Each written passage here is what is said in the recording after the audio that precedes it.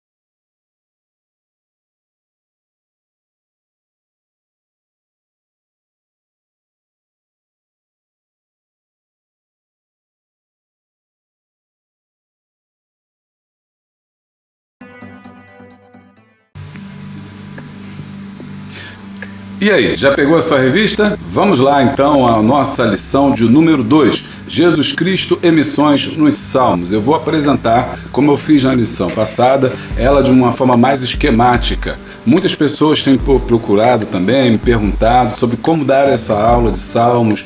As pessoas estão chegando agora, professores novos, que não têm muita técnica para dar aula, ou que talvez não tenha também muito conhecimento bíblico, não teve, às vezes, a oportunidade de fazer um seminário, então não domina muito bem os livros da Bíblia, muito menos o livro de Salmo, mas é um estudioso da palavra, tem interesse, então eu quero gravar esse vídeo da forma mais didática possível. O link você encontra aqui embaixo, você encontra, aliás, o WhatsApp, nosso número, você entra em contato com o canal Boa Semente, e ali você gratuitamente recebe o slide dessa aula que eu vou apresentar hoje para vocês, a aula de número 2, tá bom? Também ela não é uma cópia da nossa revista, porque se você fosse fazer uma cópia, não precisaria assistir esse vídeo, você já tem a sua revista, você estuda a sua revista e lê a Bíblia, por isso eu procuro trazer mais conteúdos para você, por isso que eu procuro aprofundar os temas para que você tenha mais subsídio, pois o professor não pode entrar em sala de aula despreparado ou sabendo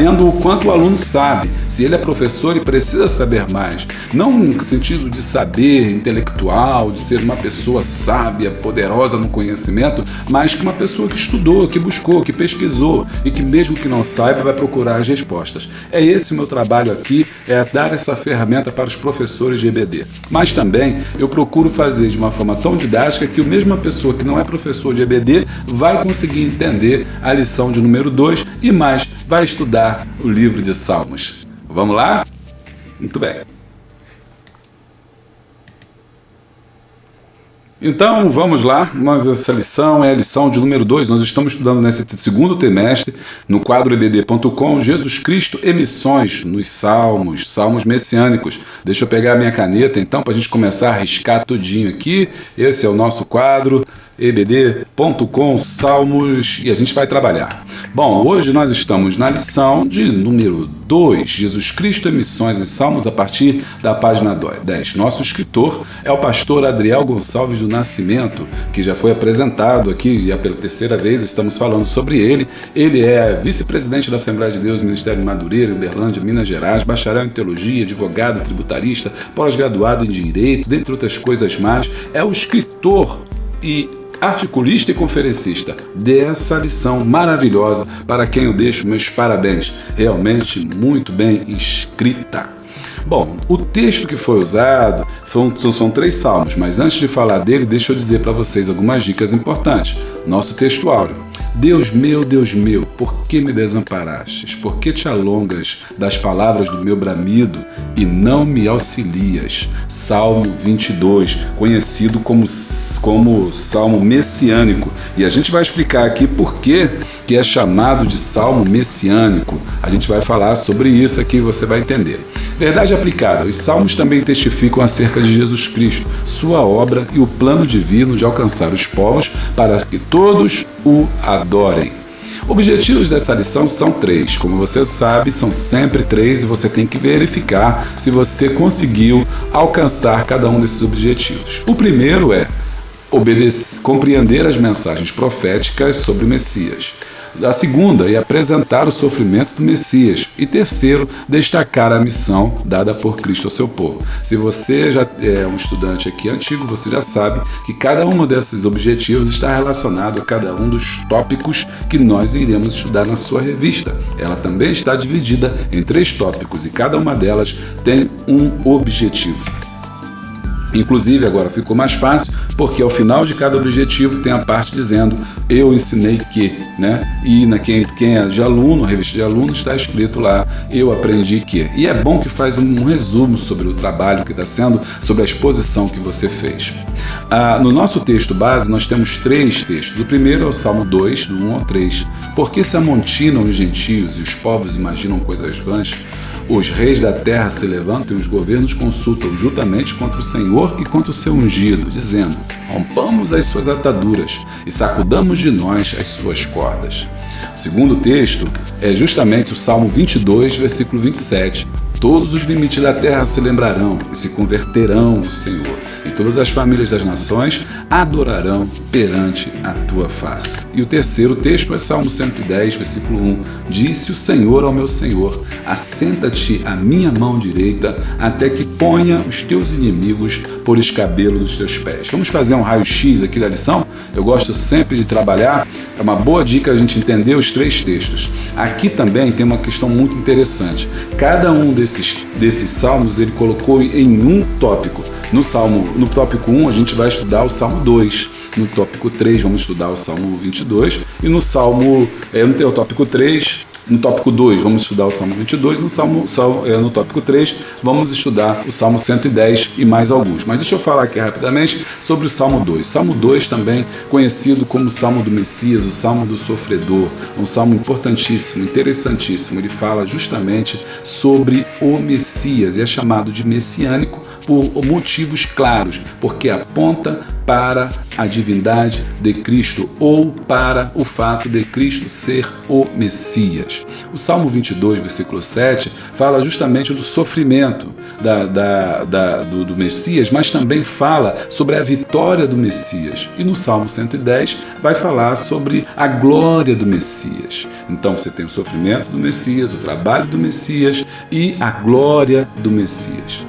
Em outros momentos, você pode também pensar em três partes importantes, né? A vinda do Messias, o sofrimento do Messias, a rejeição do Messias, e no final, a redenção através do Messias. Bom, o esquema da lição de hoje é a seguinte.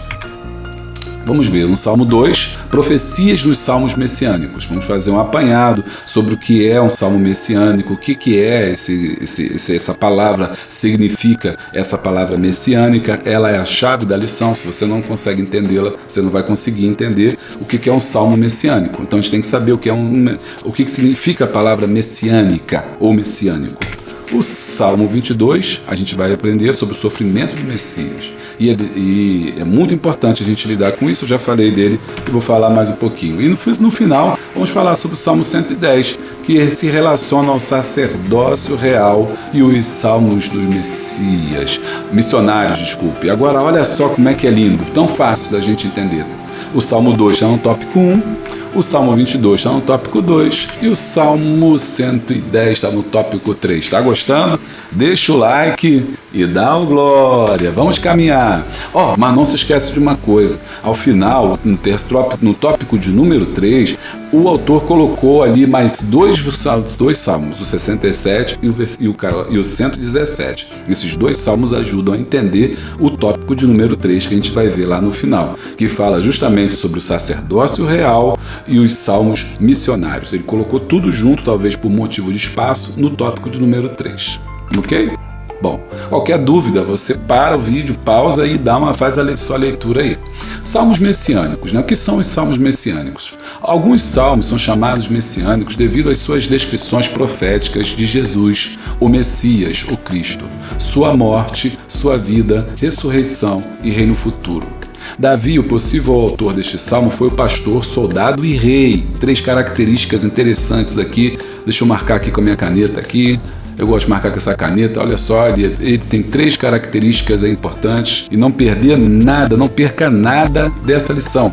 Aqui você tem as 3 características de Davi também, como pastor, soldado e rei, né? 3 características dele, mas nesses salmos também, que falam sobre Davi, também apontam para Jesus. Também foi profeta, segundo alguns, Atos 2, 29 e 30. Muitos desses salmos descrevem a rebelião das nações e a vinda de Cristo para estabelecer o seu reino eterno. O Salmo 2, que é o salmo primeiro que a gente vai estudar hoje, é mencionado com frequência no Novo Testamento. E é isso que referenda, é isso que faz dele tão importante para nós, porque os autores do Novo Testamento foram beber da fonte dele.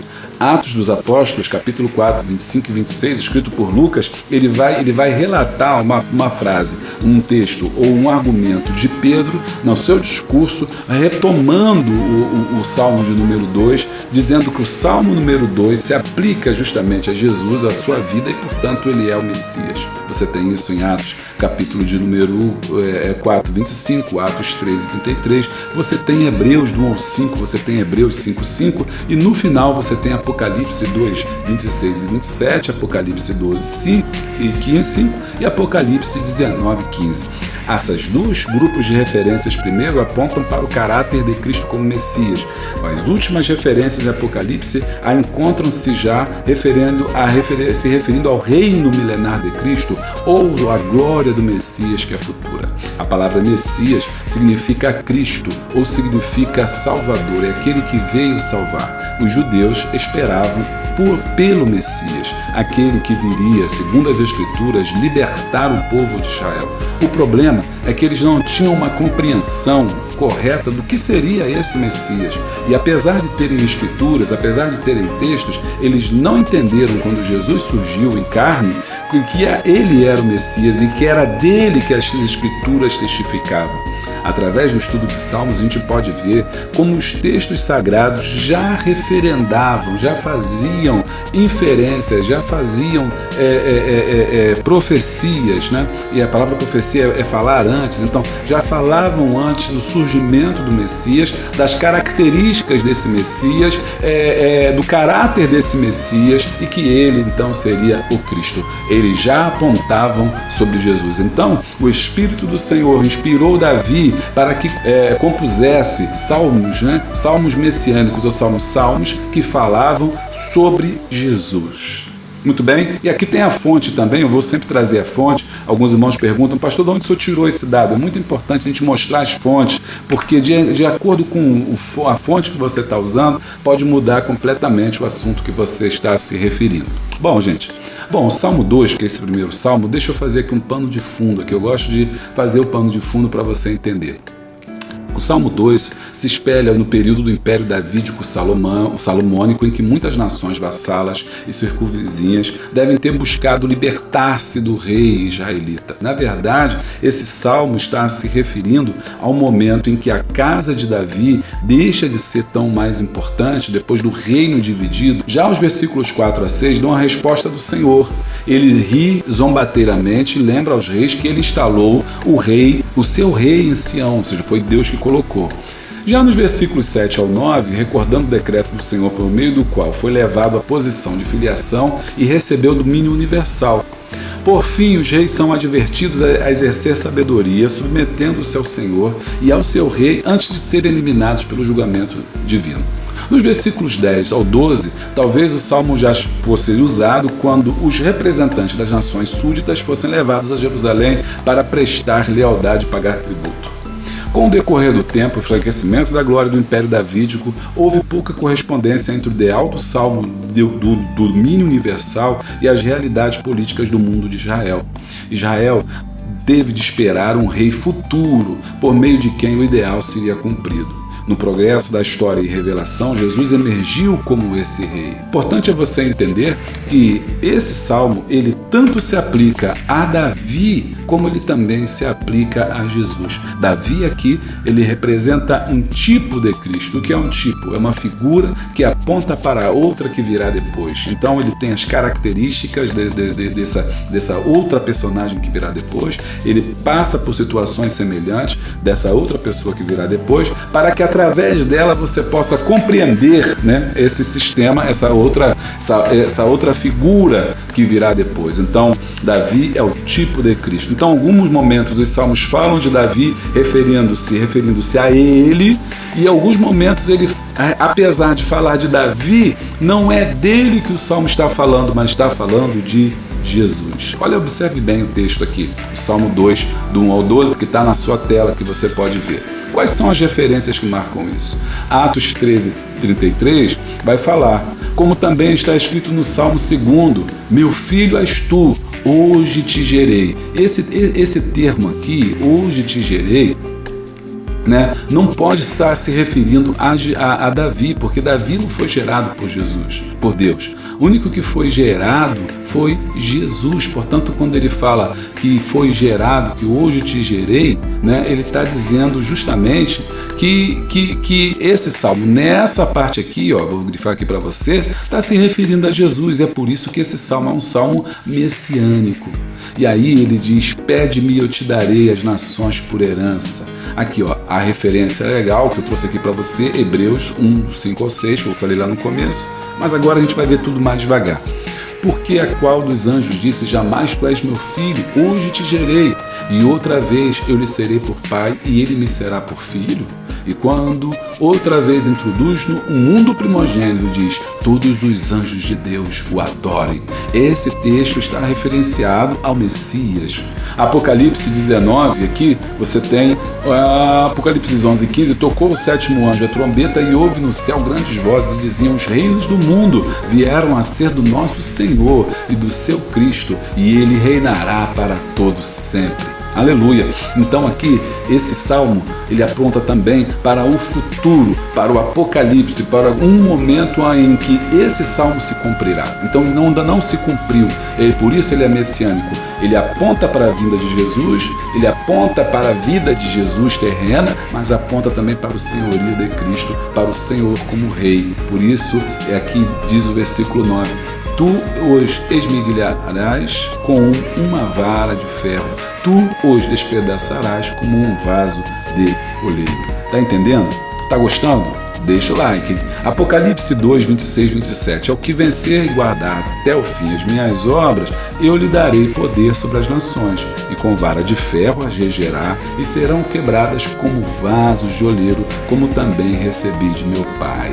Aqui é o reinado do Filho de Deus. Que coisa linda! Como é que a Bíblia está conectada? O livro de Apocalipse, escrito por João, por cerca do lado do ano 90 depois de Cristo, em uma conexão tremenda com os livros de Salmos ali, que já apontava para esse senhorio de Cristo Jesus. Então, aqui no número 1, a gente tem profecias nos Salmos messiânicos, e aí se divide em 3 subtópicos importantes. A gente vê quais são esses 3 subtópicos aqui que a gente tem.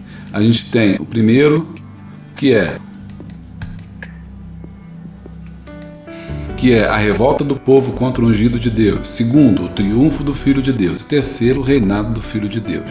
Aqui a gente vê primeiro a revolta do povo contra o ungido de Deus. E aí ele pegou o Salmo 2, versículo 2 e 3, aliás, 1, 2 e 3. Porque se amotinam as nações e os povos imaginam coisas vãs, os reis da terra se levantam e os príncipes se juntos se comunam contra o Senhor e contra o seu ungido, dizendo: rompamos as suas ataduras e sacudamos de nós as suas cordas. E aqui ele faz uma aplicação à vida de Cristo, embora outros autores já apontem sobre um período em que Israel passa por crise, como eu falei lá atrás. De qualquer forma, as duas interpretações são cabíveis, tá? E quando se dá o cumprimento disso, segundo a revista? Em Mateus 27, 46, e perto da hora nona exclamou Jesus em voz alta: Eli, Eli, labactani. Deus meu, por que me desamparaste? Agora, no subtópico o triunfo do Filho de Deus e o reinado do Filho do Homem, a gente pega o mesmo salmo e tem os versículos 6, 7, 8 e 9. Eu, porém, ungi o meu rei, observe o rei com letra maiúscula, sobre o meu santo monte, Sião, lugar de santidade. Recitarei o decreto: o Senhor me disse, tu és o meu filho, e hoje te gerei. Aqui você vê 2 senhores aqui, ó. Você vê 2 senhores aqui. Esse senhor aqui, o Adonai, diz a alguém que também é um senhor. Quem disse ao Senhor: tu és o meu filho, hoje te gerei? É Deus. Se representaria a conversa do Senhor Adonai, Deus com Jesus. Tu és meu filho e hoje te gerei. Pede-me e eu te darei as nações por herança e os confins da terra por tua possessão. Tu os esmigalharás como uma vara de ferro, tu o despedaçarás como um vaso de oleiro. Aqui, o seu cumprimento vai ser lá no final, Apocalipse 11, 15. E tocou o sétimo anjo a trombeta, e houve no céu grandes vozes que diziam: os reinos do mundo vieram a ser do nosso Senhor e do seu Cristo, e ele reinará para todo sempre. Aleluia! O sofrimento do Messias é descrito nesse primeiro capítulo. Ainda nós podemos falar sobre a zombaria e o desprezo. Agora estamos nós no sofrimento do Messias, falando do tópico de número 2. a zombaria, e pode ser feita, pode ser observada aqui em 3 subtópicos: sujeição ao abandono, zombaria e desprezo, e o sofrimento não lhe pôde impedir de cumprir. E aí ele diz, Salmo 22, 6-8, mas eu sou verme e não homem, opróbrio dos homens e desprezo do povo.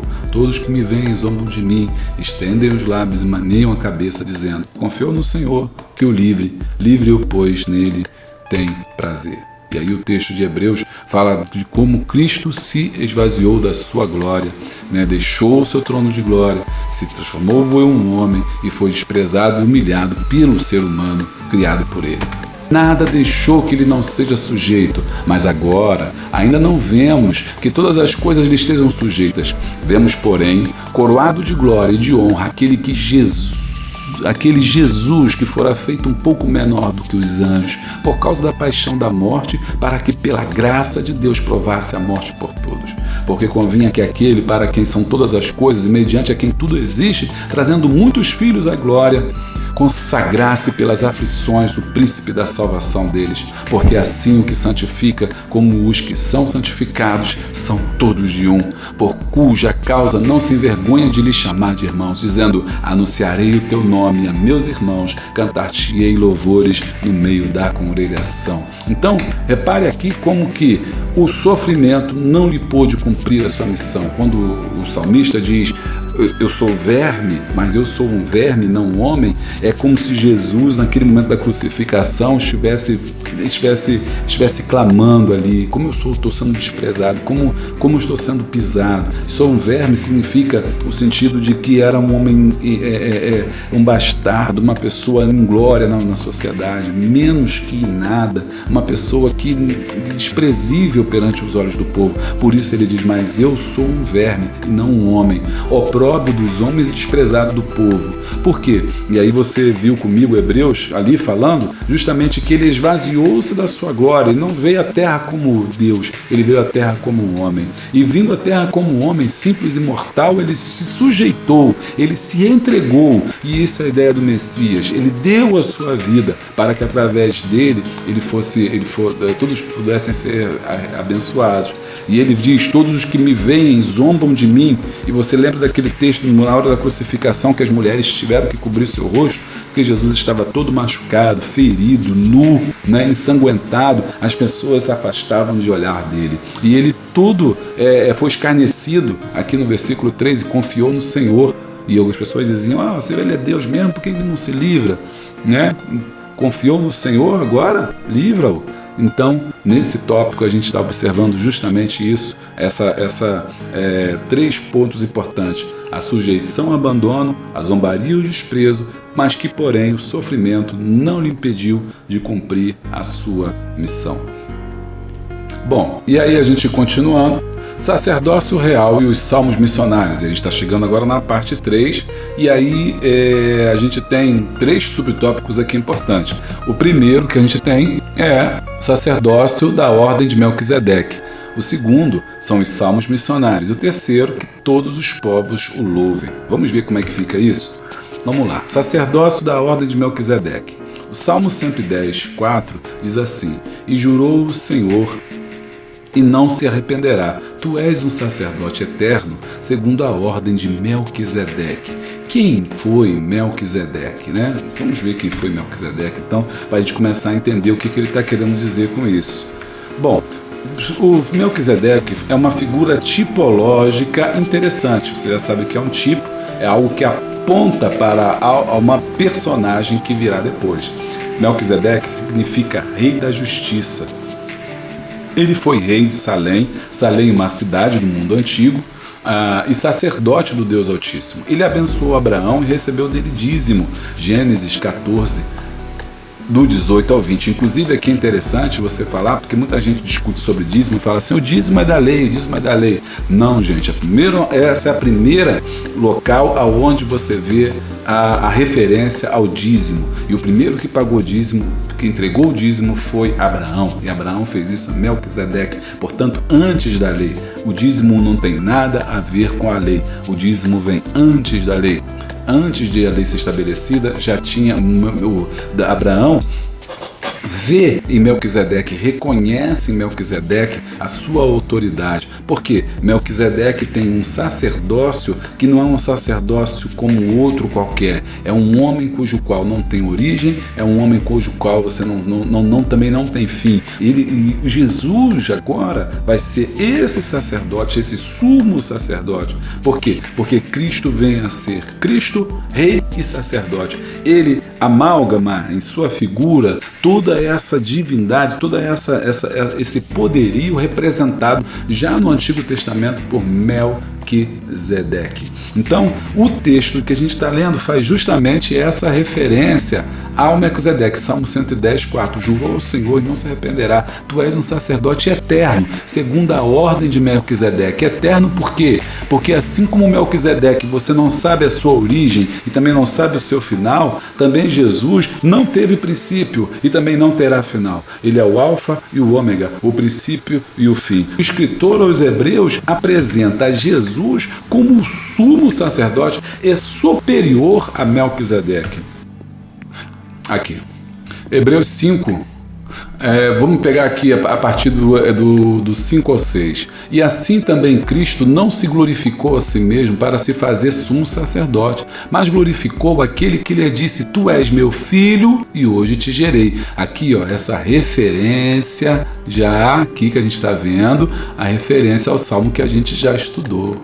Se tu és meu filho, hoje eu te gerei. Como também diz no outro lugar, ou seja, em outro salmo, em outro texto, tu és sacerdote eternamente. Foi o salmo que a gente acabou de ler. Segundo a ordem de Melquisedeque, o qual, nos dias da sua carne, oferecendo com grande clamor e lágrimas, orações e súplicas ao que podia livrar da morte, foi ouvido quanto ao que temia. Ainda que era filho, aprendeu a obediência por aquilo que padeceu. E sendo ele consumado, Jesus veio a ser a causa de eterna salvação para todos que lhe obedecem, chamado por Deus sumo sacerdote segundo a ordem de Melquisedeque, do qual muito temos a dizer de difícil interpretação, porquanto vos fizeste negligentes para ouvir. Olha o que o comentário diz sobre esse texto. Volta aqui rapidinho. Vamos lá, cadê minha caneta?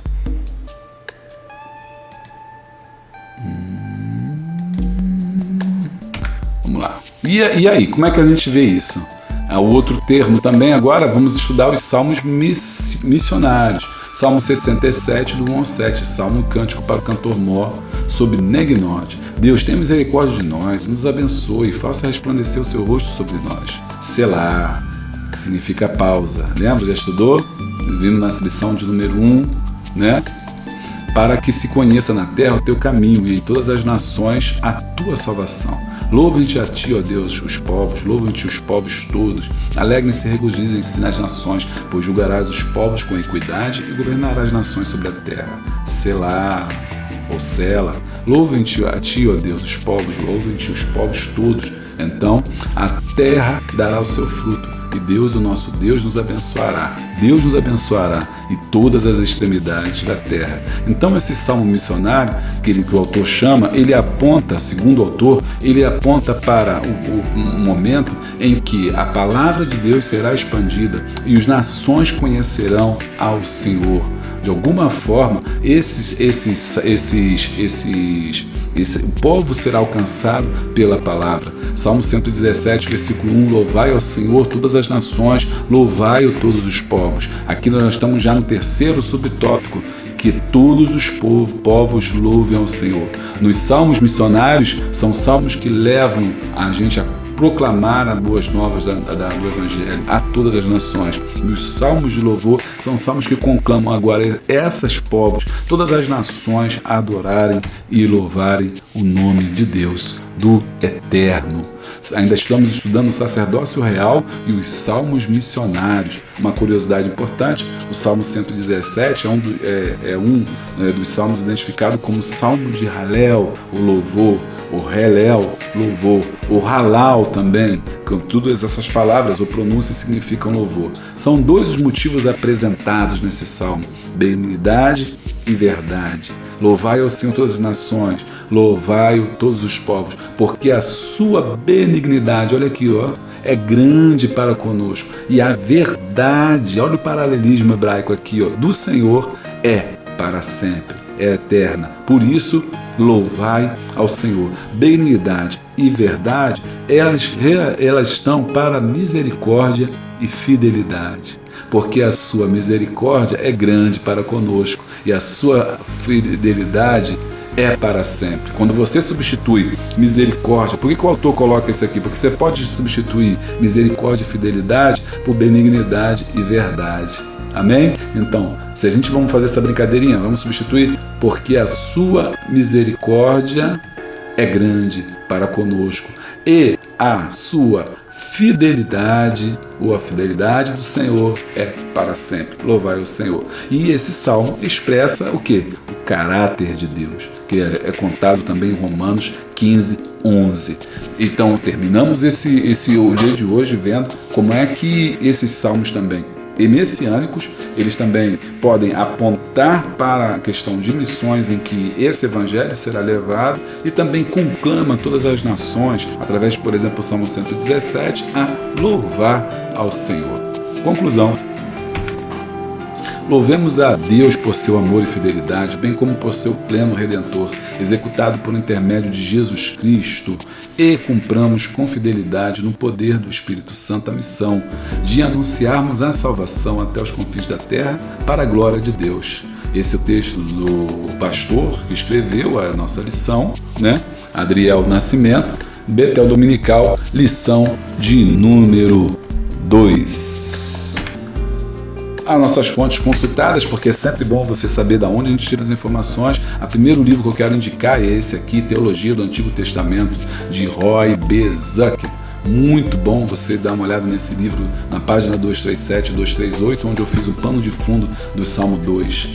Também Estilo de Adoração, onde a gente foi consultar o que é o Melquisedeque, vale a pena você dar uma olhada lá. Na bibliografia nós temos a nossa Bíblia de Estudo, né, da editora Betel. Nós temos também uma Bíblia muito boa, a Bíblia de Estudo Pentecostal também, muito interessante, muito antiga e muito fidedigna, e tem a revista da Escola Dominical, que foi a base para nós prepararmos essa lição. Amém? Bom, e aí eu espero que você tenha gostado. Chegamos ao final da lição de número 2. Tenho certeza que você deve ter aprendido bastante, como eu também, nesse livro de Salmos, a importância dele, que aponta aí para o Messias, confirma aí a vinda do Senhor Jesus e aponta profeticamente para o seu reino milenar, e é por isso que são chamados de messiânicos. É claro que você pode fazer uma leitura deles individual, você pode fazer uma leitura deles como uma devocional para a sua vida. Também não está errado quando você pega um desses salmos e aplica para si ou para uma situação como você está vivendo, como você diz, Deus meu, por que me desamparaste? Como o salmista usou, se referindo a si, você também pode usar para você, mas é bom saber que ele também aponta para as características vindouras do Messias. Também que algumas se cumpriram, por exemplo, na crucificação, por ter sido abandonado, por ter sido escorraçado, por ter sido maltratado, como em outro texto diz, onde vai se dizer que ele foi colocado entre malfeitores, que o seu lado foi furado, mas nenhum osso sequer foi quebrado, apontando justamente para o Messias. E no terceiro ponto, você observa que esses salmos messiânicos também não se cumpriram, muitos deles totalmente, nem no reinado de Davi, porque o reino de Davi teve muitos problemas, muitas dificuldades, quando você compara com o reino descrito lá pelos Salmos, o reino do ungido, que vai ser um reino poderoso. Também não se cumpriram em terra ou em vida, porque Jesus não veio em sua glória, Jesus veio assentado sobre um jumentinho, de modo simples e humilde. Jesus veio nascendo numa manjedoura. Esse rei que eles esperavam, ou que os salmistas falavam, ainda não tinha se cumprido, porque Jesus não veio com coroa de glória, mas usou uma coroa de espinho. Isso quer dizer que essa parte que ainda falta se cumprir, ou seja, esse reino de glória ainda vai se estabelecer, e é disso que trata o livro de Apocalipse, fazendo uma conexão direta com o livro de Salmos, coadunando ali com a ideia do Messias, daquele que virá e aquele que nós aguardamos. Deus te abençoe. Não esquece de assinar o nosso canal, não esquece de clicar no like e dar um glória. Também clica no sininho, que assim sempre que tiver uma coisa nova você vai ser avisado. Nós temos quadro novo no canal, nós temos o Fala Comigo, entrevistas com personalidade e também com pessoas simples também, falando sobre temas atuais. Eu queria convidar você a assistir nossos cultos online também, nossos livros e materiais. Se você puder apoiar o nosso canal, será muito bem-vindo. Não deixe de apoiar não, porque nós precisamos dessa ajuda para fazer um conteúdo de qualidade. Espero vocês na lição 3, se assim o Senhor nos permitir. Eu quero orar também pela sua vida e pela sua igreja. Vamos orar pelo Brasil, vamos orar pelas nações, vamos orar pelos povos, para que brevemente a gente possa estar reunidos no templo, adorando o Senhor. Vamos orar? Senhor, nosso Deus, nosso Pai, nós te pedimos, Senhor, que Tu venha cessar, ó Deus, essa praga, Senhor Deus, ó Pai, essa doença que tem matado, que tem ceifado tantas vidas. Senhor, repreenda isso, joga por terra, Senhor, cura as enfermidades, abençoa a nossa liderança, abençoa, Senhor, os nossos dirigentes, abençoa os médicos, cientistas, pesquisadores que estão se empenhando, enfermeiras, enfermeiros, pessoas da saúde que estão na linha de frente, pessoas das forças auxiliares, enfim, Senhor, que têm trabalhado, buscado para tentar, Senhor Deus, ó Pai, uma cura, uma solução. Quero te pedir pelas pessoas que estão enfermas, pelas pessoas que estão numa UTI, numa CTI, as pessoas que estão em casa, num quadro de isolamento, meu Deus, tenha misericórdia. As pessoas que faleceram, ou seja, as pessoas cujas quais as famílias, ó Pai, têm um ente querido que faleceu. Senhor, conforta esses corações, dá graça e dá força, une a nossa nação, joga a barreira, essa divisão, Senhor, de dominação, essa divisão política, essa divisão demoníaca, Senhor, tira, nos dá uma unidade em Ti. É o que nós te pedimos e te agradecemos em nome de Jesus. Amém. Amém. Deus te abençoe. Até a próxima.